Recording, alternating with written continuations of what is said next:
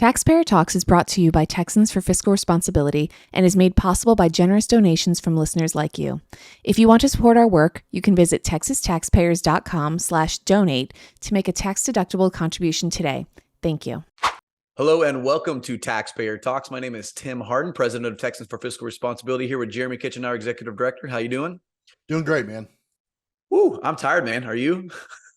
Tired of reading bills, yes. Yes. We go back and forth until, I think last night we were talking until 10:30, 11 o'clock at night. And so, of course, this is not either of our first rodeo.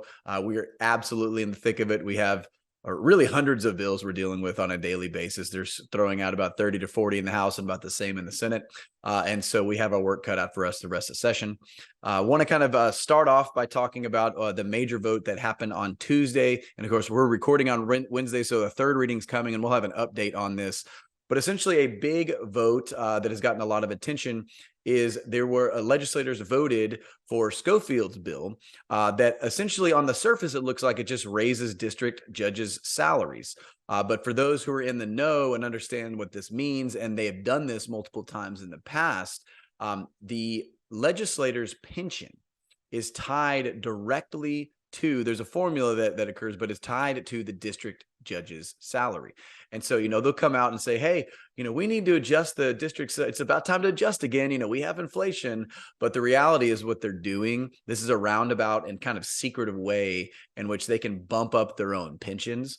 And so they took a vote and there was only 6 representatives that voted against giving themselves pension bumps. And so that's kind of caused a stir on Twitter. I know I've tweeted about it and TFR has as well.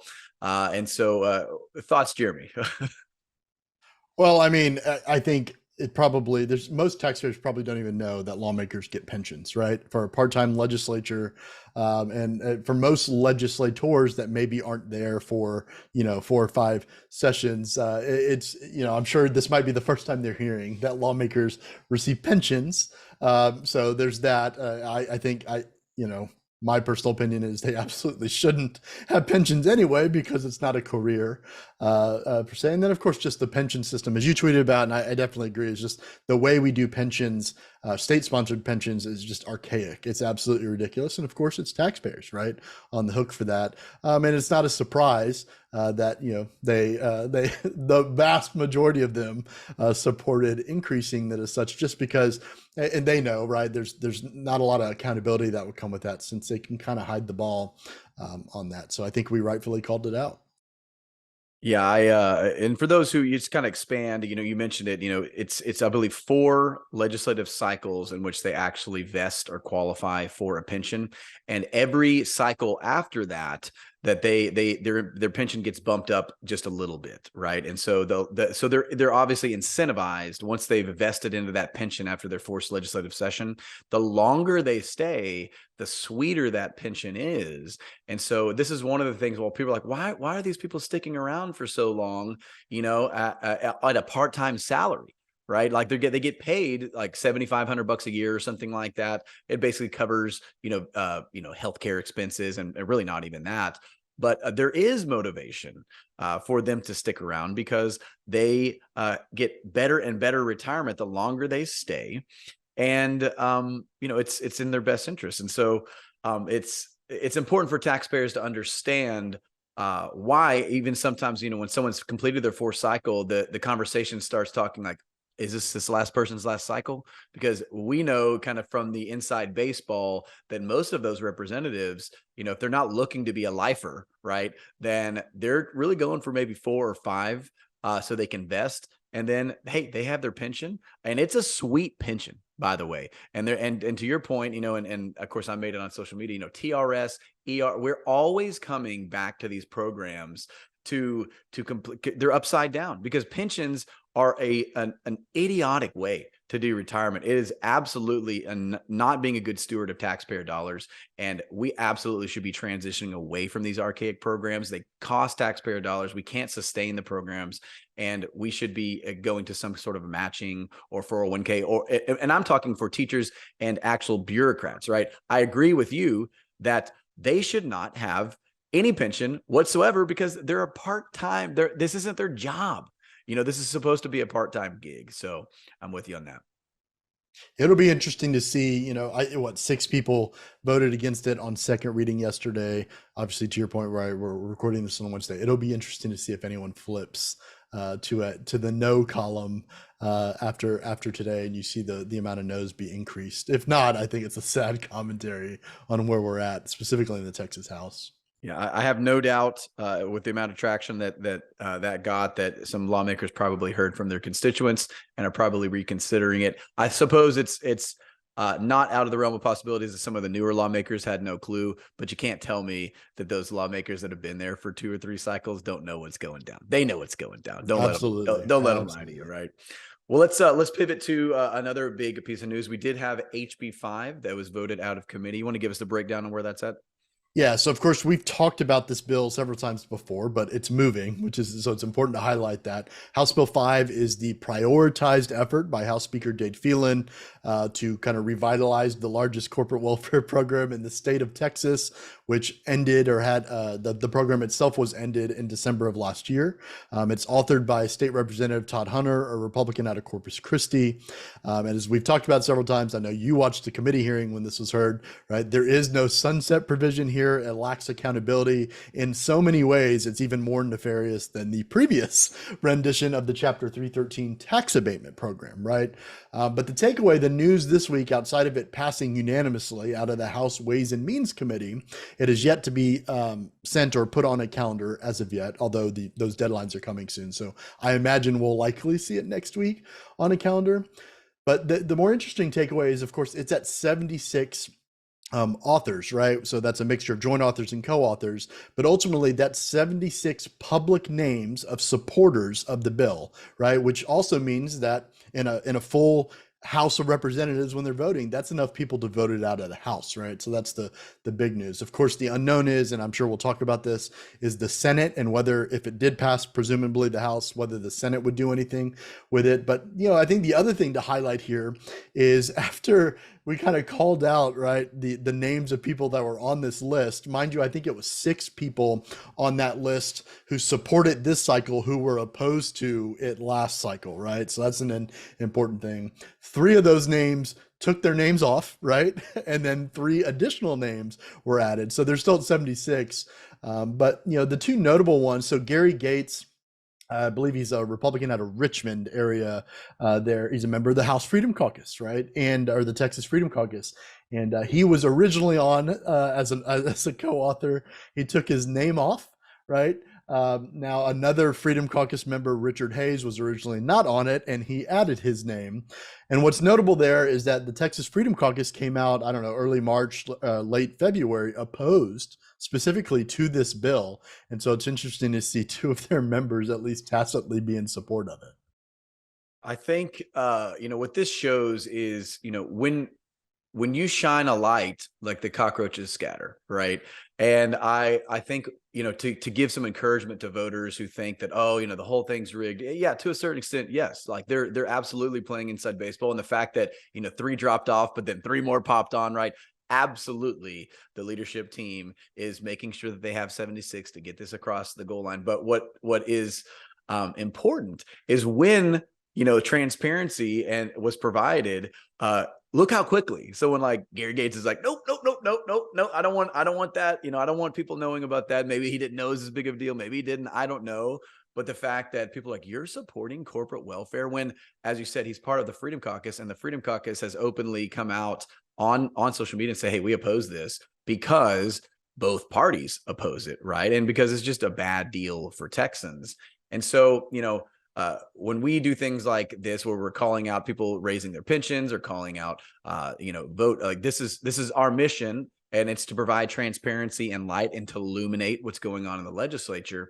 And so it just proves that, you know, despite some of these people's feelings about even us or you as a constituent, they are paying attention to what we're doing. They are following us on social media, or else they would not be, you know, revolting when they're like, oh no, I get my name off that list. And so I would love to be a fly on the wall when Gary Gates went and said, hey, by the way, I need to remove my name from this list. It's not good for me.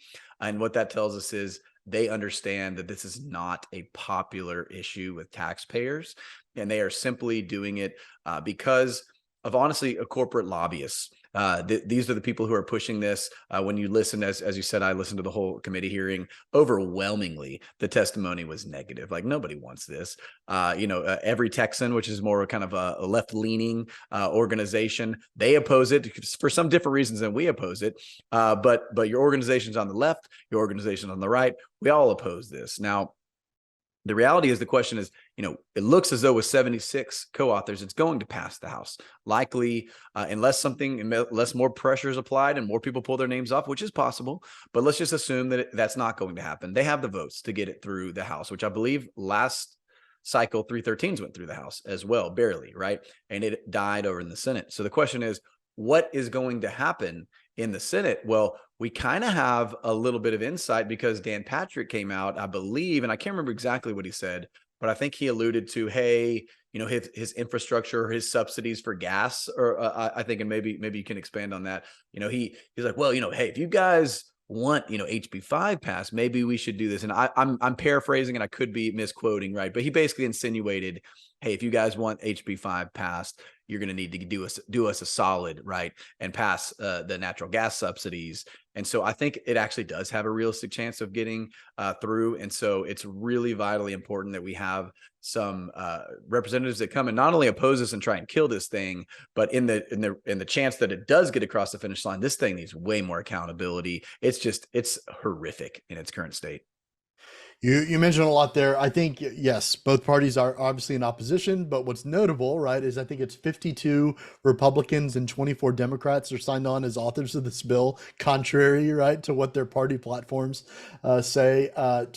I think you're right, in that it's kind of to our dismay, if you will, if we were expecting the Senate to potentially hold the line on this, the lieutenant governor's line, I'm going to use air quotes there, seems to be that he's open to it. It seems like this is potentially a bargaining chip, right, that's being used in kind of the meta conversation that's happening behind the scenes outside of public purview too, between kind of where we're going to be at the end of session, right? And so you've got, whether it's Dan Patrick trying to make sure that his property tax efforts are the ones that make it across the finish line, or as you said, right, his kind of ERCOT energy stuff makes it across the finish line. He's publicly said that he's open to it, whatever that means. That's definitely concerning. There's a lot of concerning stuff, but that's concerning certainly too, because we talk all the time about the House, right, running contrary to its majority Republicans. A lot of them are running contrary to their own platform.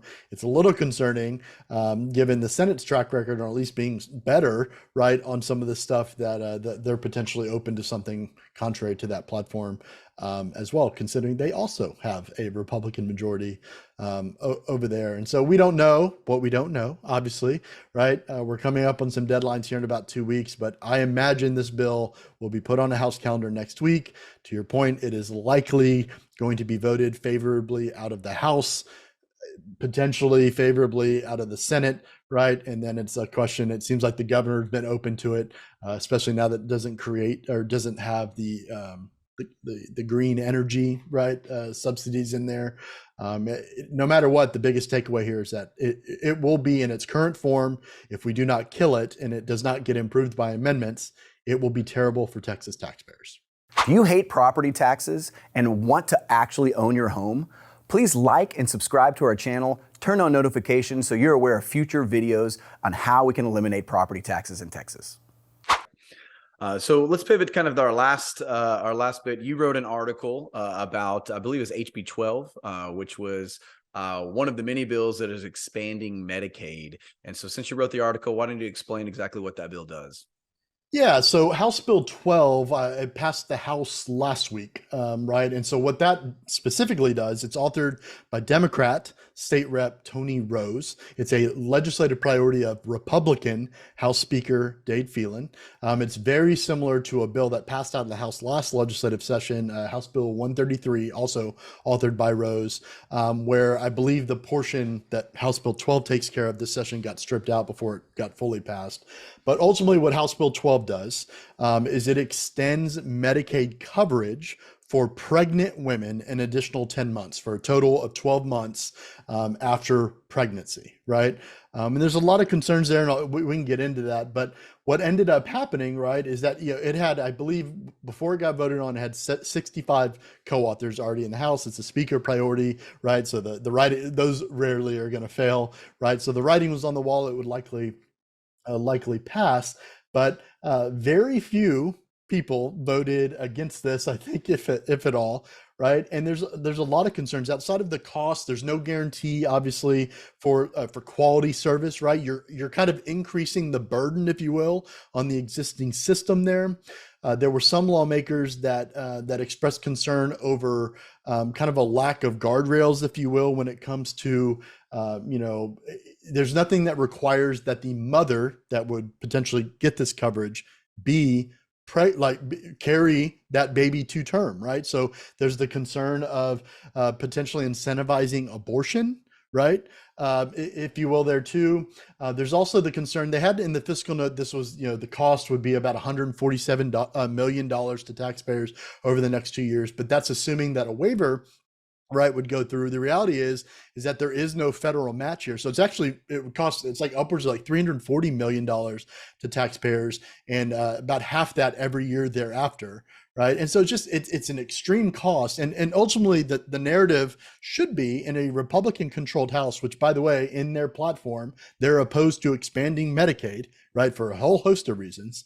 But in a Republican-controlled House, no one wants to seem to have the conversation on, instead of incentivizing folks to be on these social safety nets, these welfare programs, why not create an environment to where we encourage them to get off? And I think that's ultimately what I was trying to accomplish, talking about it and talking through some of the other efforts that are making their way through the Texas House with the aid of Republicans this cycle, is that we shouldn't necessarily be in the business of expanding Medicaid. We should absolutely be in the business of creating environments that encourage people to come off the taxpayer-sponsored dole, if you will, on some of these social safety nets. Yeah, believe it or not, the free market does work. And the problem is we don't really have a free market because, the Texas government and federal government has their hands on everything, right? But, for me, it shows this is a very typical strategy of how the Texas legislature expands government, right? And what do I mean by that? They usually kind of tug at your heartstrings. So they're going to deal with kids. They're going to deal with pregnant women. They're going to deal with veterans. They're going to deal with mentally disabled people or deaf people or blind people. And they're going to create these grant and subsidy socialist programs, right? And so then they put you in this kind of false dichotomy, right? This is how they get legislators to vote for it. It's like, yes, you have to expand Medicaid and we cost, a quarter or a third of $1 billion. But do you hate pregnant women, right? Do you hate children? Why do you hate veterans? Like, don't you want that? And so they get guilt tripped in. And the reality is this is a false dichotomy, right? You don't have two options. There's other ways to deal with this. But since we have this bill here, it's kind of like either you support this or you don't. And if you don't support it, well, you hate pregnant women, and if you do support it, well, yeah, you're expanding Medicaid, right? So you got to go explain that. How about neither, right? Which would entail, like, the way you should vote on these things is no, and we should be coming up with free market solutions for this. Now, in regards to medicine and Medicaid and things like that, there is a lot of government regulation, both federal and state, on the medical industry. But this is just one of many bills that basically, kind of incrementally expands Medicaid. And this is how it's going to become this huge, I think eventually we're going to get to universal health care, either in the federal level or state level, by this process, which is just slowly stepping and expanding to the point where it's like, man, it's so big, we might as well just have, Medicaid for everyone, right? And this is what people don't have, that bird's eye view of what's going on. They're just looking at the individual. Well, that's not that big of a deal. Well, that's not that big of a deal. Well, this is how they move socialism forward, is through incremental means, tugging at heartstrings, peeling to emotions, and saying, well, it's just a $1/3 billion now, and the next time it'll be $500 million, and then 100 million here, 100 million there, right? And you take all these votes, and then you wake up and you're like, how do we have the most massive Medicaid program in all of America? Well, that's where we would head if no one is brave enough to say, listen, there's a better solution to this. The free market can solve this problem better than the government. But in order for that to happen, the government has to get out of the way, right? Which means we need to cut regulation on the medical industry. We need to free up doctors and, pharmacies and things like that to operate with as little regulation as possible. And I would even say no regulation, which is scary to some people, but it's like, do your homework.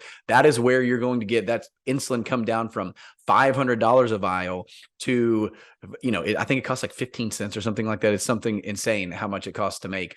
Then we'd have $5 insulin, right? Or name your medicine, right? It's government intervention and regulation that ultimately creates monopolies and makes the market broken, right?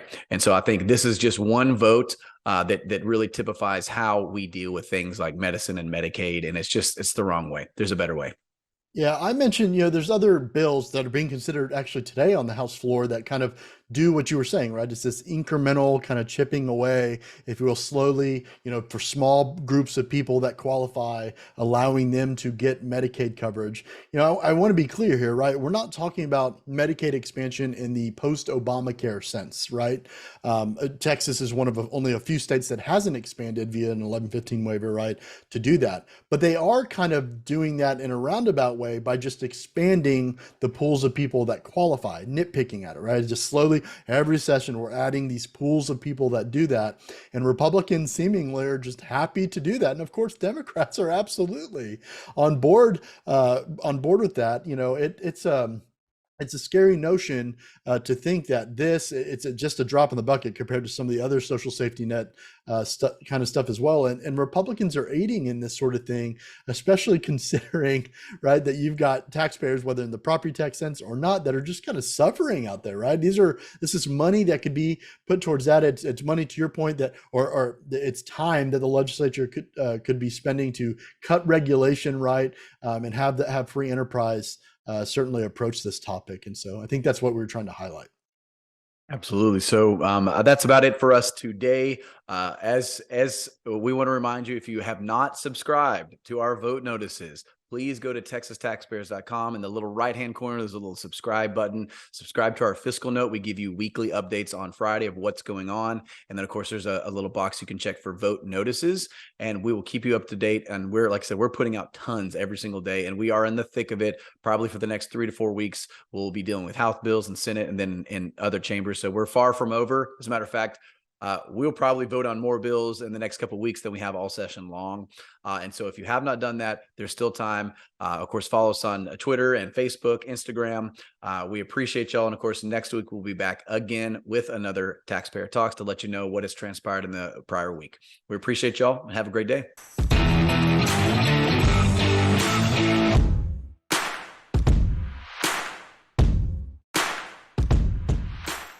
Do you hate socialism? Well, make sure you like this video, turn on notifications below, and subscribe to the channel so that way you don't miss out when Texans for Fiscal Responsibility post a new video. Hey, you made it to the end of this video. Thanks for watching. We really appreciate it. Make sure you subscribe and hit the bell icon so that way you're notified next time we post a video and update to the channel. Thanks again.